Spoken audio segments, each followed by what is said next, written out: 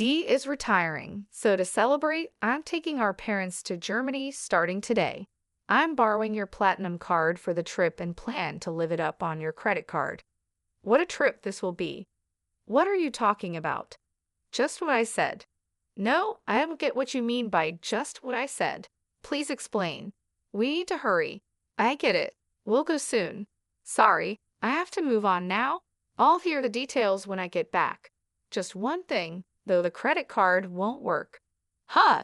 My jobless husband Jeremy took my credit card to take our parents-in-law on a trip. I put up with a lot from Jeremy, but this seems like the perfect opportunity to teach him a lesson. When he returns from the trip, he'll have some big regrets. I'm Maria, a 35-year-old company employee. After graduating from a prestigious university, I landed a job at a major company and have received good evaluations. Despite being only 35, my income is enough to support Jeremy, who doesn't work, and a child if we had one, but that's hypothetical. We've been married for 6 years and don't have kids yet, though we're thinking about it soon. Blessed with a good job and income, I should be happy in my newlywed life, but I'm not. The part about having a child is hypothetical, but Jeremy not working isn't. I'm not hungry for dinner because I ate snacks. That's fine, but what about your job search? I didn't go for an interview today. Just stayed home looking at job websites. Jeremy quit his job a year ago and has been job hunting since. To be precise, he's been working part-time but doesn't stick with any job for long. He starts a job, quits soon after, relaxes for a while, then looks for another part-time job. You're looking at part-time jobs again, aren't you? I'm looking at both full-time and part-time. Why don't you stop looking for part-time jobs and focus on finding a full-time position? I know, but there is a right time for everything. I wish Jeremy would find a steady job, but there's a reason he can't be pushed too hard. He quit his last job because of a conflict over work policies with his boss. That boss was notoriously difficult in the office. Jeremy stood up to the boss as the office representative, backed by his colleagues. But when the conflict escalated, his colleagues sided with the boss, not with Jeremy. As a result, Jeremy lost his boss's approval, felt betrayed by his colleagues, and found it hard to stay, so he left the company. Jeremy, dinner's ready? Can you bring it here? After quitting, Jeremy became reclusive, staying in his room. After about 3 weeks, he started coming out and helping with household chores. I'll do the dishes. Really? Thanks. Then it's all yours. Yeah, I've got nothing but time, Jeremy said, smiling, but it didn't seem genuine. Yet after another 3 weeks, he started job hunting. I have an interview today. Is it your top choice? Yeah, I'm going to get this job and start over. I'm rooting for you. Do your best.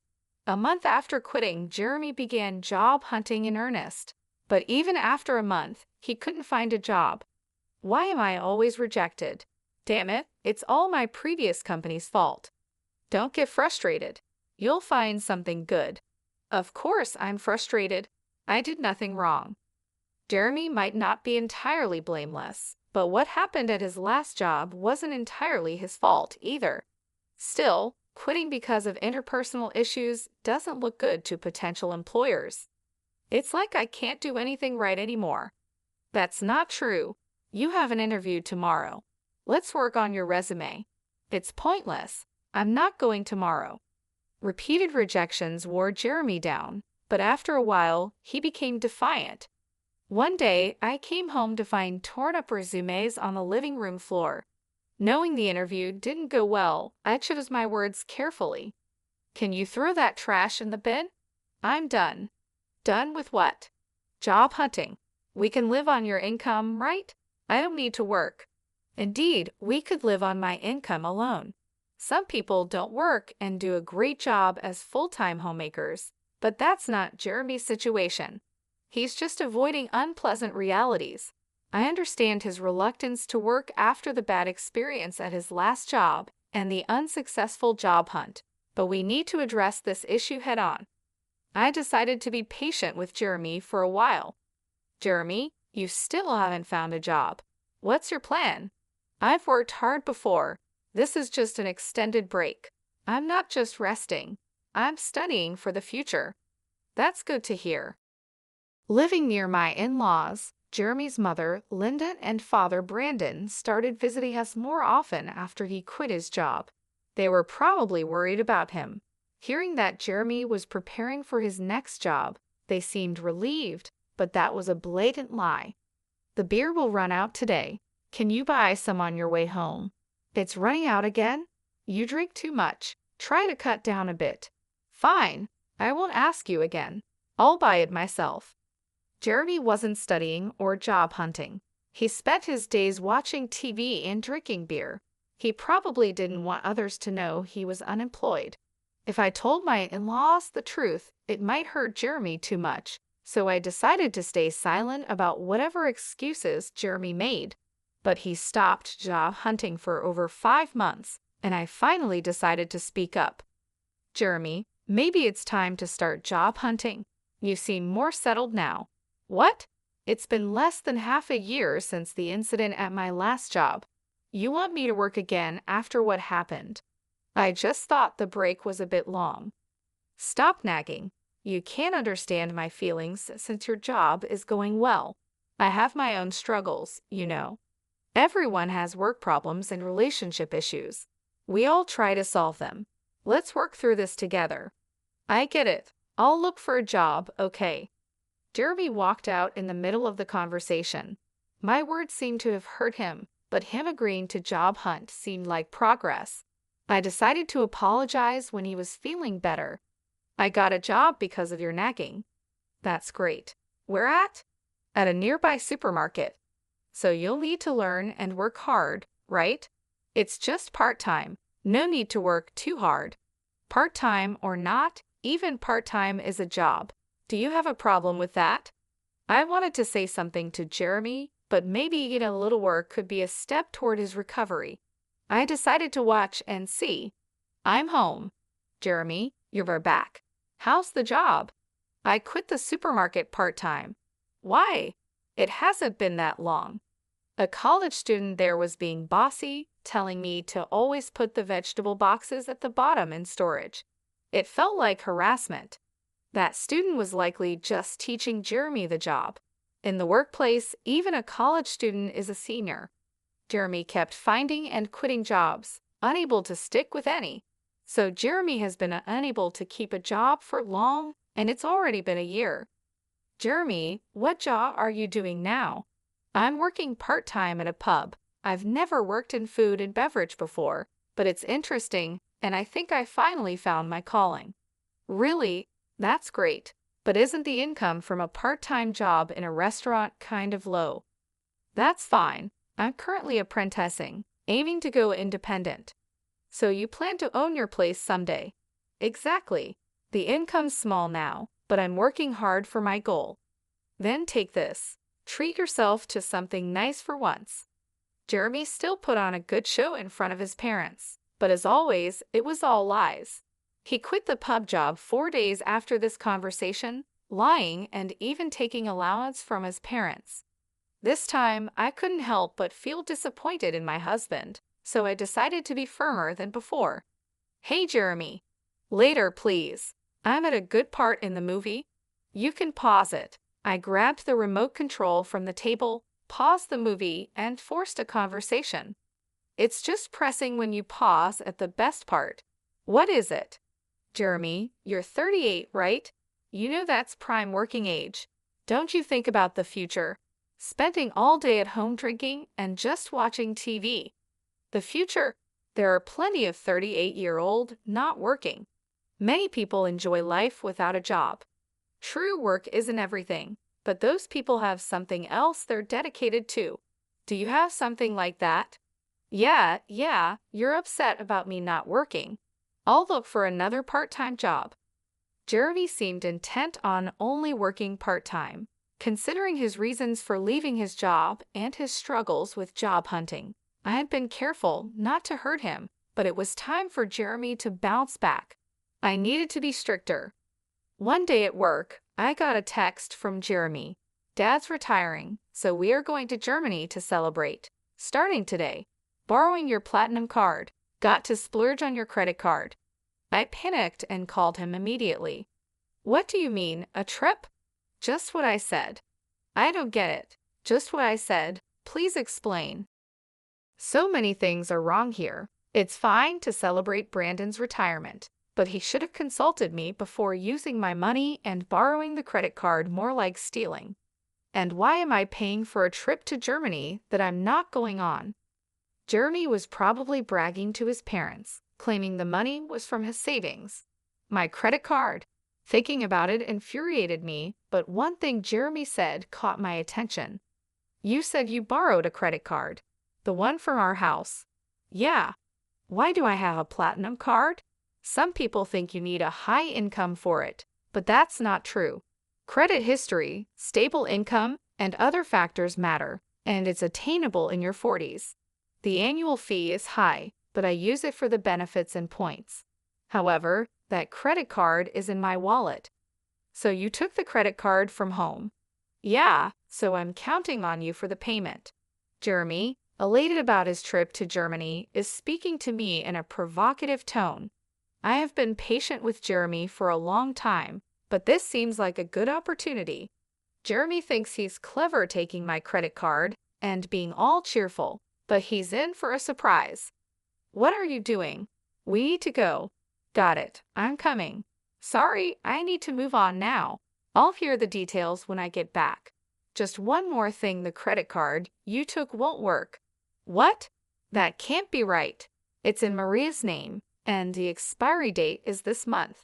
It's short, but it shouldn't be a problem. You're lying, right, Maria? You're lying to stop me from using the card, aren't you? Such a lie is easy to see through. Yes, it expires this month. That's why I have already received a new credit card. What does that mean? So I have 2 credit cards to use for a while now. Sometimes with my credit card, when the new one is activated, the old one stops working. And I've already started using the new card, so the one you took won't work. You're kidding, right? You think it's a lie? If you don't believe me, I can send you the URL to the credit card website, or you could just try using the card.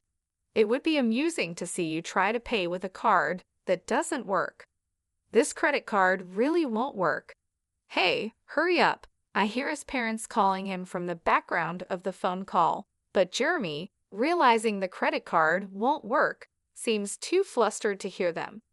What should I do? I told them I'd pay for everything except the round-trip travel. Oh, they covered the flight? Yes, Dad felt bad about having all the trip costs covered. What should I do? I'm about to take a cab, and I don't even have money for that. That's not my problem. You said you would pay for everything but the flight.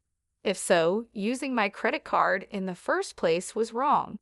Pay with your own money. How can I? I don't have any money. Right, Jeremy, you haven't been working seriously. It's your fault for trying to look good taking your parents on a trip without money. I'm at work, so I have to hang up now. I just wanted to tell you about the credit card. Wait, I hung up and returned to work. Jeremy, unable to pay even for the cab, would have to be honest with his parents. That night after I finished work, I got a call from Laura. I heard from Jeremy. He tried to pay with your credit card and lied about working. Sorry for the trouble. No, don't apologize, Laura. I'm sorry for the inconvenience about the credit card. Are you okay with the money? We'll cover this trip's cost when we get back. I'll make Jeremy apologize and find a job immediately.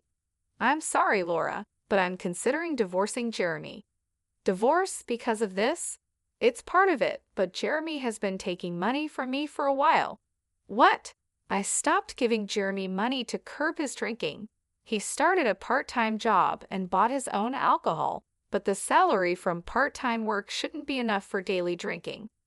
Jeremy was taking money from my wallet to buy alcohol. Over a year, he repeatedly stole amounts ranging from $7 to $70. The sum became significant. I had been strict with Jeremy, hoping he would eventually turn things around, but when he stole my credit card for his trip, it wasn't just about $75 anymore. This leap in the amount he took convinced me that he had no intention of improving. I respect your decision. Should I tell Jeremy about the divorce? Could you just tell him I want a divorce? We'll discuss the rest when he returns home. About an hour later, the next morning after my call with Laura, Jeremy called. He must have heard about the divorce from Laura, but I had asked her to wait until he was back to discuss it. Too exhausted, I had decided not to answer his call. The next morning, after returning from work, I found Jeremy at home. He had cut his trip short. "I'll work properly now.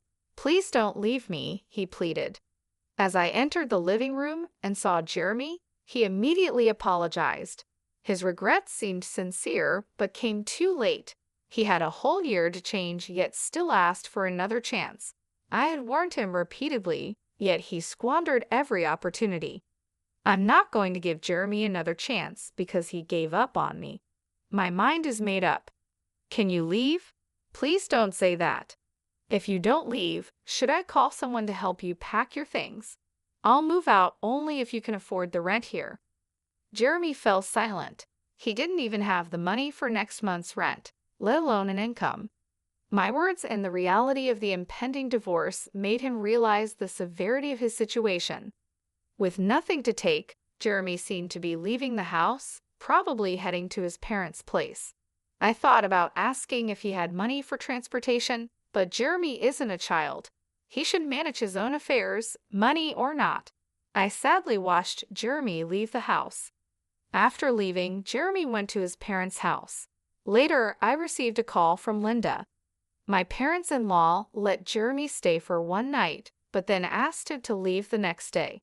They thought he might become too reliant on them if he stayed. Creating a situation where he must fend for himself was perhaps their intention.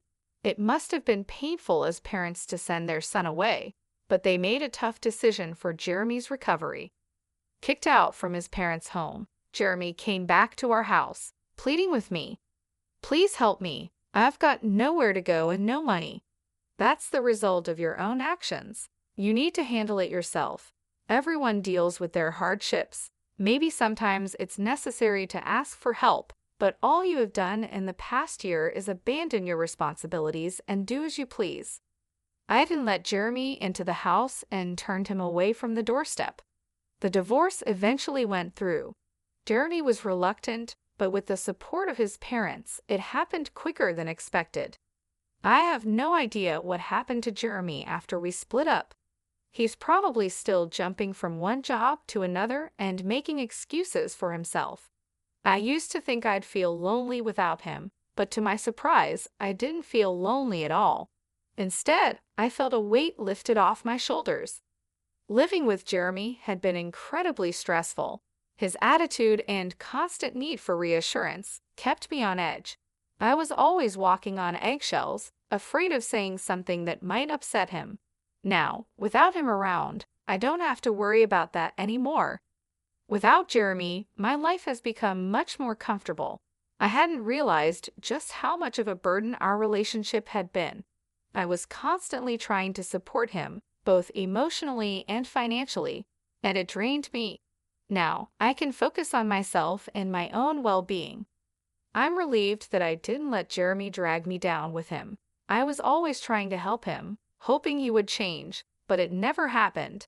Letting go of that responsibility has been freeing. I no longer have to cater to anyone else's needs or deal with anyone else's problems. I can finally live my life on my own terms, without having to accommodate anyone else. It's a fresh start, and I'm embracing it fully. I have more time for myself, more energy to pursue my own interests, and a clearer mind to think about my future.